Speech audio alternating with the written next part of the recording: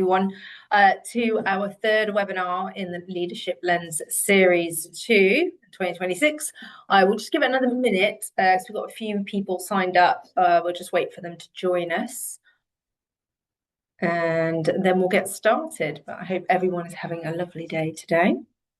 It's Thursday, and we are over halfway through the year, and it's a lovely day.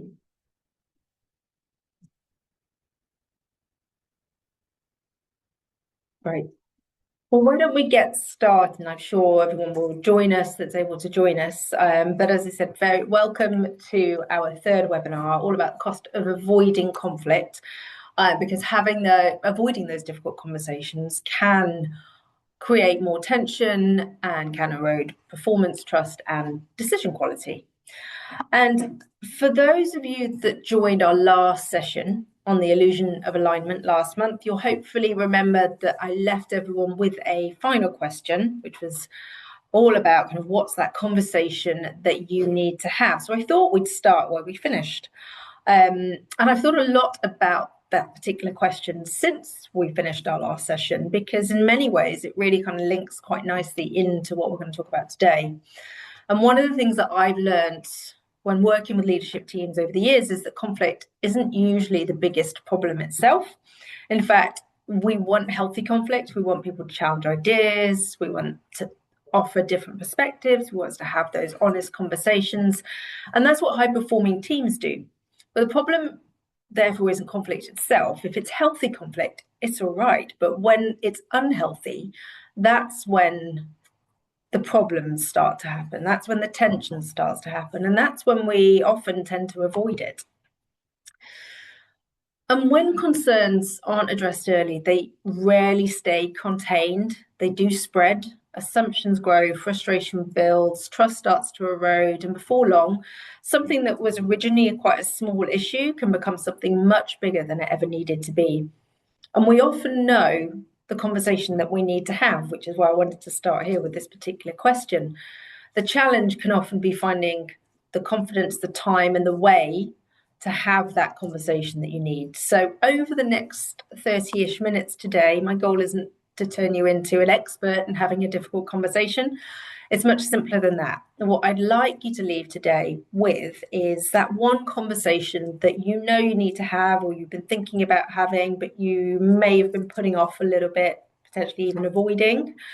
And take a look at some practical strategies to help you tackle it before it really begins to spread and really begins to create that tension and impact performance and trust, and eventually, if it spreads too far, the wider team. So what we'll do is we'll explore why we avoid the conversations in the first place, what it quietly costs us and our teams, and we will have a look at a few of the practical ways to approach them so that when we get there, the hill doesn't feel quite so big to climb. So if we know, though, that the conversations that we have, that we need to have, we know that they matter, but why don't we have them? And I think if we're honest, most of us already know know what the conversation. Let me start again. If we're honest, most of us already know the conversation that's sitting in the back of our minds that we need to have, and it might be something around a performance issue. It might be some difficult feedback that you've been putting off. It might be a conversation about behaviour.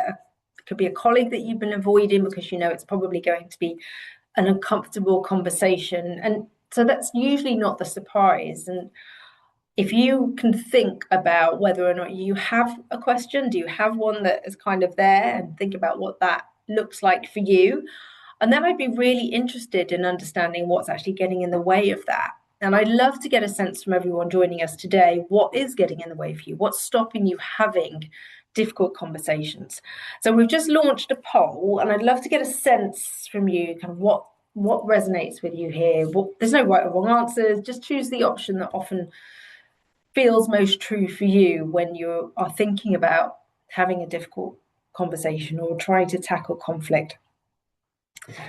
I'm always interested in this because after years of working with leaders across all different levels, across different sectors, there is a common thread that people don't avoid these conversations because they're poor leaders. They avoid them because they're actually human. we worry about the reaction. We worry about whether it's the right time to have that conversation. We hope the issue might resolve itself. I know I've thought that a few times. Or we simply just don't know where to begin or how to approach such a discussion. And for me, as I've grown up in my leadership role, I can remember having that fear of the conversation, not knowing how to approach it, being really worried about how that person's going to react. And it's taken, a lot of kind of thinking and reflecting and webinars such as this and coaching to really kind of be thinking, how do we approach these intentionally? So I hope everyone's had a chance to have a read through that poll and have a bit of a vote. And if we give it another sort of 10 seconds and then we close, that would be really interesting to see what's kind of coming out on top. And there isn't, in my experience, an overwhelming answer that everyone goes, yes, it's everyone picks one specific thing, because the difficult conversations that you have can elicit something different in us. There might be a reason why one conversation elicits waiting for the right time, or another elicits worried about how they'll react. And whichever it is for you, each of these responses all have one thing in common. They encourage us to wait. And that's where today's discussion really begins. So let's see kind of what came out in terms of the poll.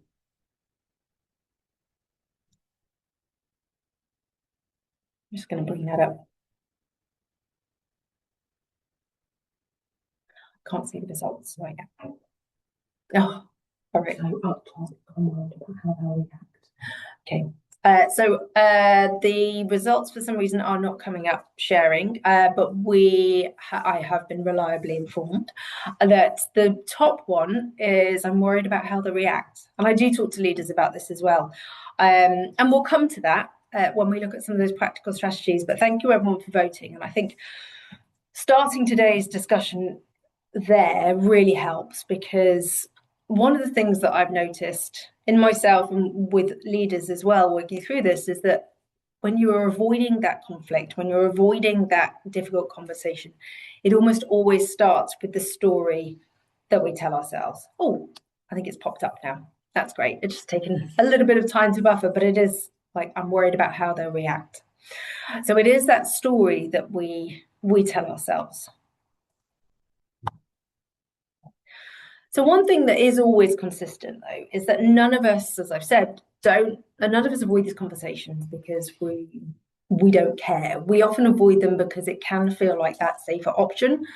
There's actually a psychological reason for this. Our brains are constantly scanning for potential threats.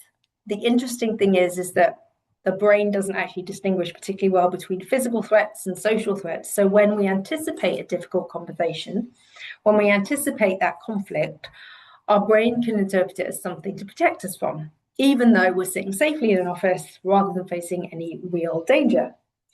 And psychologists call this avoidance coping. So what it does, avoidance coping, it gives us short-term relief by reducing anxiety in the moment, but it rarely solves the problem. More often, it allows the problem to grow. So what exactly, though, when you think about that, and the avoidance coping, what is our brain actually trying to protect us from?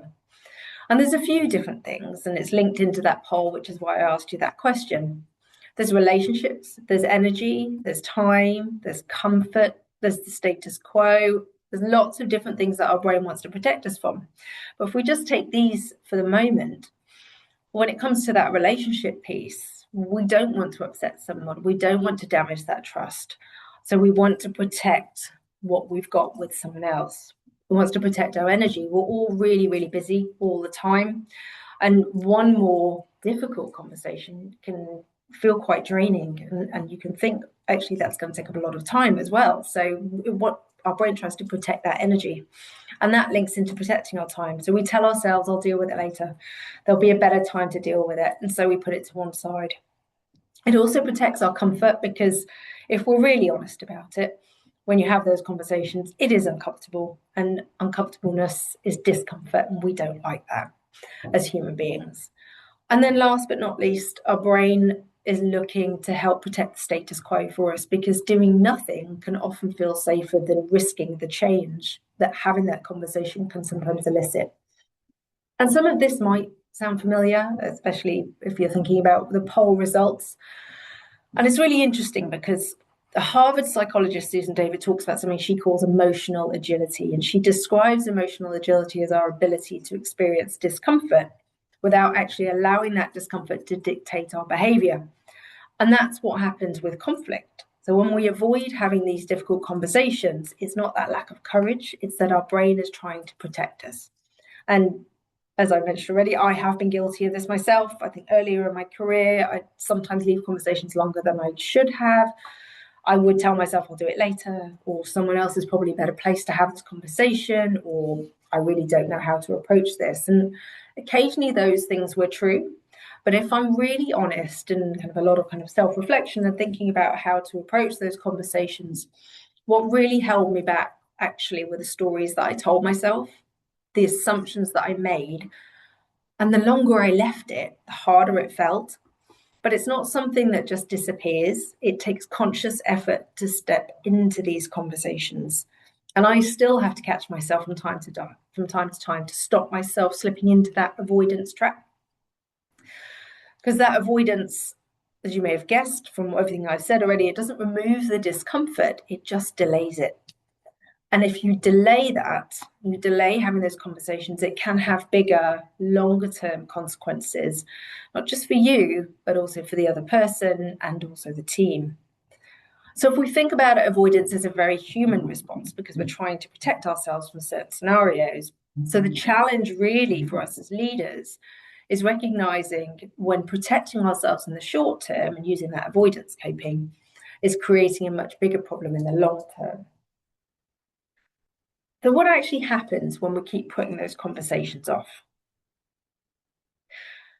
The really interesting thing about avoiding difficult conversations is that we often think that we are protecting other people and not ourselves, whereas actually we are trying to protect ourselves. It's often that opposite way of things. But when conversations don't happen, people start filling those gaps themselves. We're really good as human beings in kind of filling empty gaps with things, usually assumptions. If we're not having those conversations, people can start to second guess decisions. They can wonder whether expectations have changed. As I've already said, they can make assumptions about what people are thinking, what people are doing. And before long, everyone is working from a slightly different version of reality and a slightly different perspective. And if you were with us in the last session where we talked about the illusionment of alignment, if you have just one person that is slightly off, the whole team can be impacted. So standards can drift. And that is actually one thing I've noticed over the years, that what leaders don't address, teams often assume is acceptable. So over time, that behavior that you are trying to avoid dealing with can actually become the new normal. And that in itself can create even more problems. I think one of the bigger pieces of the puzzle, though, when it comes to avoiding these conversations is if they are not being tackled and tackled early enough, it can leave people with a sense of or lack of psychological safety. So people stop speaking up because if those difficult issues aren't discussed openly, if teams can become much more cautious, there's less challenge, there's less honesty, less innovation, and they start thinking maybe it's easier just to keep quiet. And that eventually can impact leadership credibility. Not because people will expect leaders to be perfect, but because they expect them to deal with the things that matter. And that in itself can create a bit of a ripple effect, as we've just brought this picture up here. And we often, when we think about difficult conversations, we think it's a conversation between two people, and it's those two people that are involved, and that's it. There's a little bubble, but it rarely stops there. It's like a stone, as you can see in the image, a stone dropped into a still water. The original issue might seem quite small, but the effect can keep traveling. And one unanswered question can create another. One avoided conversation can create uncertainty in other areas. Morale can be affected, confidence can dip, as I've already mentioned, psychological safety can suffer. And eventually what started as one conversation that never actually happened can begin influencing the whole culture of the team. And it is also quite interesting because nothing has actually been said, yet everything has started to change. Now, compare that with what happens when leaders step into those conversations earlier. People tend to feel a lot clearer in what's going on. Expectations become explicit. Trust increases because people know where they stand. Performance improves because issues are dealt with when they're still small. And teams become much more willing to challenge constructively because they know conversations are not something to fear. And this in itself can also create a bit of a ripple effect, but it's a different type of ripple effect when we are leaning into those conversations and having them. It's a positive one. That clarity, that spreads, and clarity is really important for teams, for organizations, particularly when they're going through change and difficult times. Clarity is a key. Trust will grow, people will feel safer to speak up, accountability becomes normal, and performance will improve because those small issues are dealt with before they really become big ones. And then over time, what builds is incredibly valuable. It's that credibility, that trust, and the trust is key. People know that you as a leader are going to tackle issues fairly, you're going to tackle them consistently, and you're going to do it respectfully. And this is why I don't think difficult conversations are just about resolving problems. I think they're actually also about shaping the culture of the team. So every conversation that we have or we choose not to have is teaching our teams something. It's teaching them what's acceptable, what's important, and what kind of culture we want to create. But if we know avoiding these conversations can create all of these different ripple effects, why do we still avoid them? And I'll go back to what I said previously. I think the answer really is all about the stories that we tell ourselves. And I'm just going to say as well, what we will do is this is being recorded, so you'll be able to watch it back, but we will also send the slides around to everyone so that you all have a copy of them. So I know there's been a question about kind of looking at going back to some of the other pages. But if we think about the story that we tell ourselves, and what I wanted to start with is share a really simple example that I think almost everyone can relate to. And this has happened to me a few times. But have you ever met someone and you can't remember their name? So you might know what letter it starts with, but you just can't quite remember what the actual name is. And you don't want to ask them again because you think it'll look weird. So you look for different ways to find out their name. So you listen in to others that are talking to them. You wait for someone else to ask their name or say it. You might ask someone else what someone's name is, and then they don't know it, and then you're really stuck. And the longer you leave it, the harder it gets to ask them, actually, what's your name? Until it gets to the point where you've built a wall that's so high, it's really difficult to know how to scale it. And I think difficult conversations I think they work in the same way. They nearly always start with something that's quite small. And then we start adding our assumptions on and we start creating our own story. And before long, it's snowballed and we're no longer preparing for the conversation. We're actually preparing for the story that we've invented. So you may have heard of Brené Brown, and she talks about the stories that we tell ourselves when we don't have all the information. As I already said, we are brilliant at making assumptions and we're brilliant at filling in those gaps with assumptions. The problem is that when we fill those gaps with assumptions, we can sometimes fill them with the worst possible assumptions, which then creates a whole different story that we tell ourselves. And what actually happens is the stories in our heads are usually far worse than the reality. And I remember from a difficult conversation that I had with someone, I can remember building it up in my head quite a lot in terms of, well, they're going to be really angry, they're going to be really mad at me, and I don't know what I'm going to be doing in that situation. And then when I eventually did have the conversation, yes, they were upset, but it was a productive conversation. And I'll explain a few of the practical strategies that I've used to help me in that as well in a moment. But if you think about the conversation that you need to have, but haven't had yet, it might still be something that's quite uncomfortable. but it's rarely as uncomfortable as the one that we've actually rehearsed in our own heads. And one of the biggest shifts is really recognizing when we're reacting to the assumptions that we've made rather than the facts that are on the table. And I've learned over the years as an occupational psychologist working with leaders around the world that the longer we wait, the bigger the story becomes. And if your story is getting bigger, perhaps that's your cue to think, actually, maybe I really need to have this conversation. So we have talked about why we avoid difficult conversations, why our brains do it, what happens when we leave them too long. So the obvious next question is, what can we actually do about it? And as we've established, as I've already mentioned, difficult conversations rarely become easier by waiting. They almost always become easier through preparation. So if you think about a mountain, which is why we have a mountain in the picture, if you were about to climb a mountain, you wouldn't just turn up and hope for the best. You'd think about what you needed. You'd prepare. Not because preparation removes the mountain, but because it gives you the best chance of climbing it well. So if we think about difficult conversations in the same way, we can't remove the discomfort that we'll feel having these conversations, but we can prepare ourselves so we're less likely to be driven by emotion, assumptions, or defensiveness.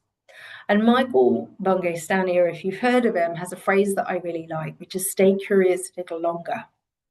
And I think that's particularly powerful in difficult conversations because our instinct is often to prepare our argument, to prepare our solutions, to rehearse what we're going to say.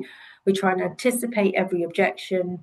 We think about how we're going to convince the other person to come along with us. But the best leaders that I've worked with, they prepare differently. They prepare to understand. And that's really key. So they think about three things, which we have here on the slide. The first is purpose. It's very much about, before you think about what you're going to say yourself, ask yourself, what is the outcome that we want?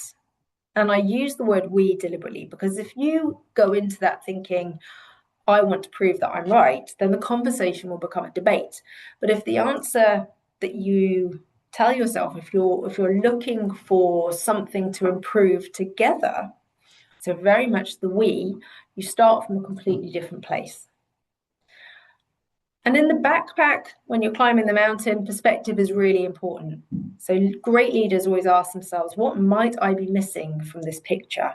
It's a very simple question, but quite a powerful one. And it reminds us that we never walk into these conversations with the full picture. There may be pressures, assumptions, information that we haven't considered or not heard. And the curiosity piece starts by accepting that our perspective might not be the whole story. And then we come into curiosity itself. And I think that is one of the most important pieces of the puzzle. Leaders who do this well will really ask themselves, what do I need to understand?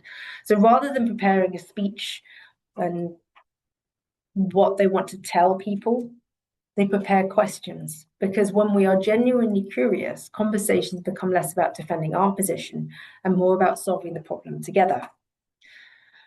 I'm not saying that preparation guarantees an easier conversation. The other person may still disagree, they may still be upset, they may still react in a way that you weren't expecting, but preparation doesn't change the fact that the conversation is going to be difficult, but what it does change is the quality of the conversation that you have. So before we finish, I want to leave you with three small mindset shifts that I hope you'll remember next time you catch yourself putting off an important conversation. And I use these mindset shifts myself, and the things that help catch me before I slip into that avoidance trap as well. None of them are complicated shifts. None of them require you to be a different leader. They are simply small changes in how we approach difficult conversations. So that first shift is, instead of waiting until it feels easier and putting it off, actually start earlier. So one of the biggest lessons that I've learned is that the perfect moment rarely arrives. I won't say never arrives, but it rarely arrives. We tell ourselves off quite often that we'll do it next week, after the project finishes, when things are a bit calmer, but that moment has a habit of never actually coming. It's a bit like the phrase, tomorrow never comes. And meanwhile, while you're waiting, the issue gets that little bit bigger. The story in our heads gets a bit bigger. The ripple spreads a bit wider. So ask yourself, what is the smallest conversation that I can have this week? Because often tackling still small is what stops it becoming really difficult in the first place. The second shift is, instead of preparing what you'll say, and this links back to the last slide, is preparing your questions. So as I've already said, most of us spend a lot and probably far too much time rehearsing what we're going to say, rehearsing our argument, rather than preparing to understand the other person's perspective. But conversations very rarely improve because we had the perfect speech. They improve because we ask better questions. We stay curious for longer because questions invite dialogue, whereas if you are making statements, they can invite defensiveness.